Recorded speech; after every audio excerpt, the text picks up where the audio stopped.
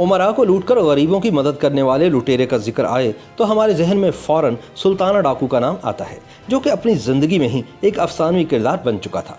दर्द दिल रखने वाला सुल्ताना डाकू हर डाके की मंसूबाबंदी इंतहाई एहतियात के साथ करता और हमेशा कामयाब लौटता। कहा जाता है कि वो बड़े नडर तरीके से डाका डालता और खून बहाने से हत्तल मकदूर गुरेज करता, लेकिन अगर इसका कोई शिकार मुजाहमत करता तो वो इसको बेदर्दी से कत्ल करने से भी दरेग नहीं करता था। पूरी जिंदगी कानून की हिरासत से बच निकलने वाला सुल्ताना डाकू बिलाखिर अपने करीबी काबिल एतमाद साथी के हिर्स और बेवफाई की वजह से अंग्रेजों के हत्थे चढ़ गया, जिन्होंने इसे सन 1924 में साथियों समेत फांसी पर लटका दिया। अपने साथियों समेत बरतानवी काउंटी नॉटिंघमशायर में शेरवुड के जंगलात में रहने वाले गरीब परवर डाकू और 14वीं सदी के किरदार रॉबिन हुड की तरह सुल्तान भी अमीरों को लूटता था और गरीबों में बांटता था। सुल्ताना डाकू के अकीदे से मुतालिक कुछ वसूख से नहीं कहा जा सकता।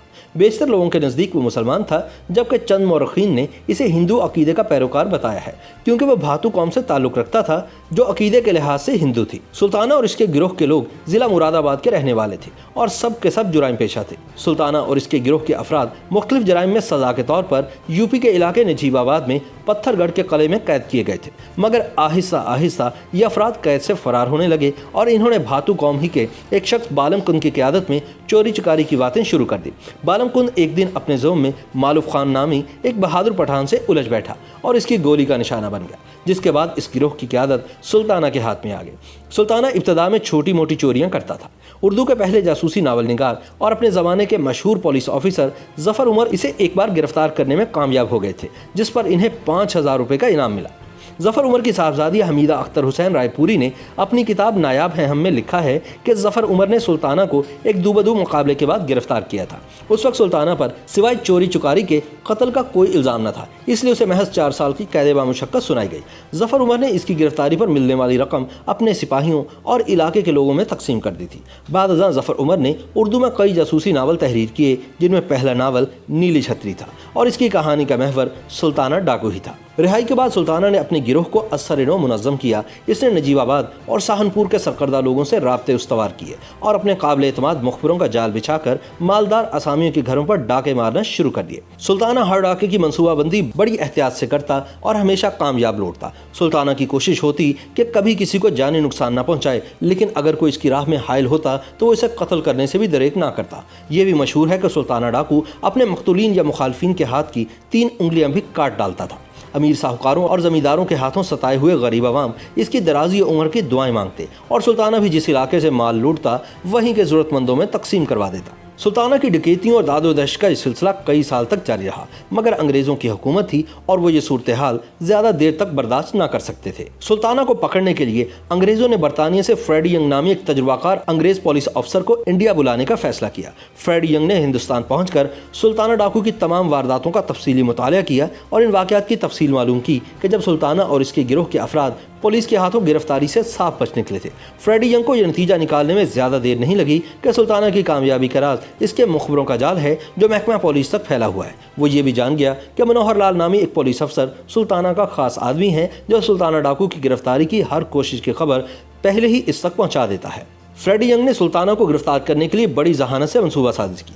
सबसे पहले तो इसने मनोहर लाल का तबादला एक दूर दराज इलाके में कर दिया। फिर नजीबाबाद के अमायदीन की मदद से सुल्ताना के काबिल एतमाद शख्स मुंशी अब्दुल रज़ाक को अपने साथ मिला लिया। सुल्ताना डाकू भी मुंशी अब्दुल रज़ाक पर हद से ज़्यादा भरोसा करता था। सुल्ताना की जायपनाह नजीबाबाद के नवाह में वाक़ जंगल था, जिसे कुजली बन कहा जाता था। यह जंगल इंतहाई घना और दरिंदों से भरा था, मगर सुल्ताना इस जंगल के चप्पे चप्पे से वाकिफ था। इसकी कमीनगाह जंगल के ऐसे घने इलाके में थी जहाँ दिन के औकात में भी सूरज की किरणें नहीं पहुँचती थी।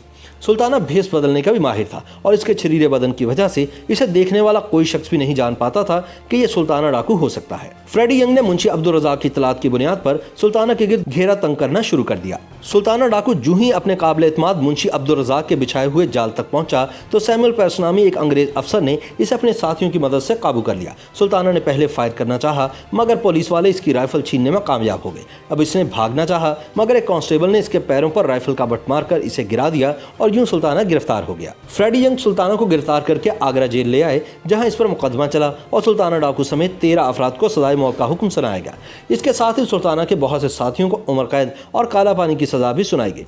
7 जुलाई सन 1924 को सुल्ताना डाकू को तख्तादार पर लटका दिया गया, मगर उमरा पर इसकी दहशत और आवाम में इसकी दादो दहश के चर्चे एक अरसे तक जारी रहे। सुल्ताना अंग्रेजों से शदीद नफरत करता था। इसी नफरत की वजह से वो अपने कुत्ते को राय बहादुर कहकर बुलाता था। ये एक एजाजी खिताब था जो अंग्रेज सरकार की जानिब से इनके हिंदू वफादारों को दिया जाता था। सुल्ताना के घोड़े का नाम चीतक था। जिम कार्बेट ने लिखा है कि जिस जमाने में सुल्ताना पर मुकदमा चलाया जा रहा था, इसकी दोस्ती फ्रेडी यंग से हो गई। फ्रेडी यंग जो सुल्ताना डाकू की गिरफ्तारी का बायस बना था, सुल्ताना के कई वाकयात से इतना मुतासिर हो गया कि इसने सुल्ताना को माफ़ी की दरख्वास्त तैयार करने में मदद दी, मगर ये दरख्वास्त मुस्तरद हो गई। सुल्ताना ने फ्रेडी से दरख्वास्त की कि इसके मरने के बाद इसके 7 साला बेटे को आला तालीम दिलवाई जाए। फ्रेडी यंग ने सुल्ताना डाकू की ख्वाहिश का एहतराम किया और इसकी सजाए मौत के बाद इसके बेटे को आला तालीम के हसूल के लिए बरतानिया भिजवा दिया और बाद वो इंडिया वापस आया और ICS का इम्तहान पास करने के बाद महकमा पुलिस का आला अफसर बना, जहां से वो इंस्पेक्टर जनरल के ओहदे से सुबकदोश हुआ।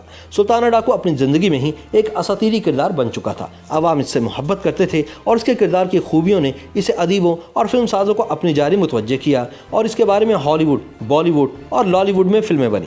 हॉलीवुड में इसके बारे में बनने वाली फिल्म का नाम द लॉन्ग डेविल था, जिसमें सुल्ताना डाकू का किरदार युल ब्रेनर ने अदा किया था। पाकिस्तान में इसके किरदार पर सन 1975 में पंजाबी जुबान में फिल्म बनाई गई, जिसमें सुल्ताना का किरदार अदाकार लाला सुधीर ने अदा किया था। सुल्ताना के किरदार पर सुजीत सराफ ने द कन्फेशन ऑफ सुल्ताना डाकू यानी सुल्ताना डाकू का एतराफ़ी बयान के नाम से एक नावल भी तहरीर किया।